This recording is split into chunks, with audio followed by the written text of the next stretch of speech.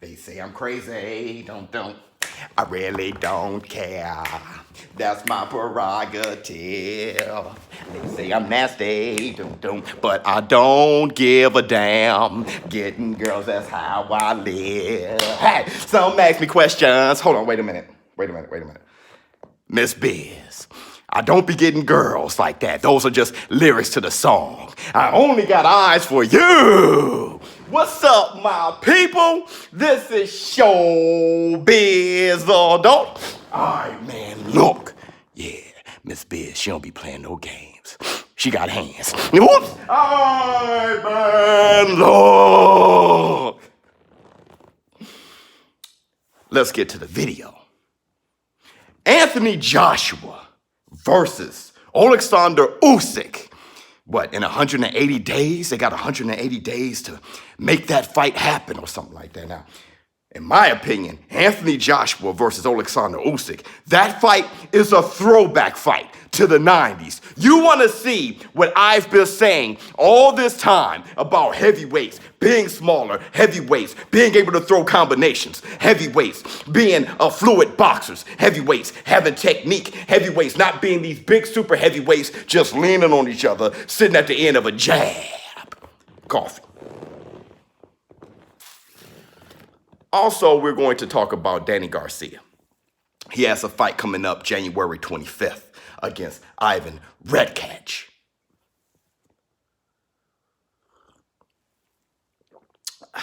Desert blend. I put some salted caramel, sugar-free salted caramel in. Good. Can't put too much though. Good. All right, let's talk about Danny Garcia versus Ivan REDKACH first, January 25th. Now, I know Danny Garcia, he was looking for an opponent since he couldn't have that fight with Errol Spence. Now, that was the fight that was going to happen, but Errol Spence, we all know that he got into a car accident. He's okay, but Danny Garcia, he has to stay busy because Errol Spence, he probably won't be coming back until April, May.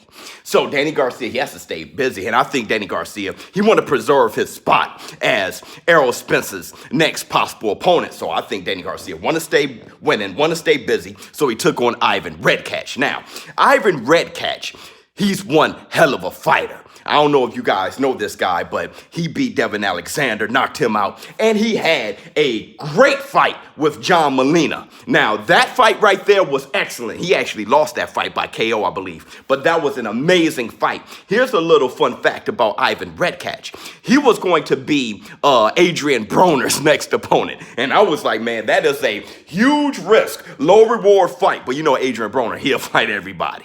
So Adrian Broner was going to take on Ivan REDKACH, but that fight didn't materialize, and then Ivan REDKACH going to be the next fight for Danny Garcia. I got Danny Garcia knocking him out, but I don't think this fight is supposed to be a push-him fight. I think it's a fight to keep him busy, have definitely an entertaining fight because Ivan REDKACH, he can punch, and he doesn't care about slugging with you. So it's going to be an entertaining fight. I'm pretty sure it's going to make Danny Garcia look good and help us, salivate at the mouths waiting for that Danny Garcia and Errol Spence when Errol Spence return. I know Danny Garcia was a possible opponent for Manny Pacquiao, but it looks like Manny Pacquiao was looking at Mikey Garcia, so Danny Garcia moved on. Now, let's talk about Anthony Joshua. Joshua versus Alexander Usyk, mandatory for his WBO belt.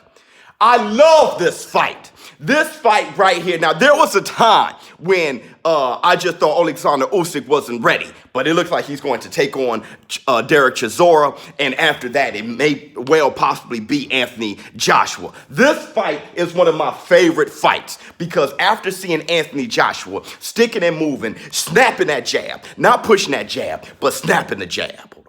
Snapping that jab, throwing that right hand, having great feet, lateral movement, looking like a lean machine, 6'6", 237 pounds, still having power on his punches.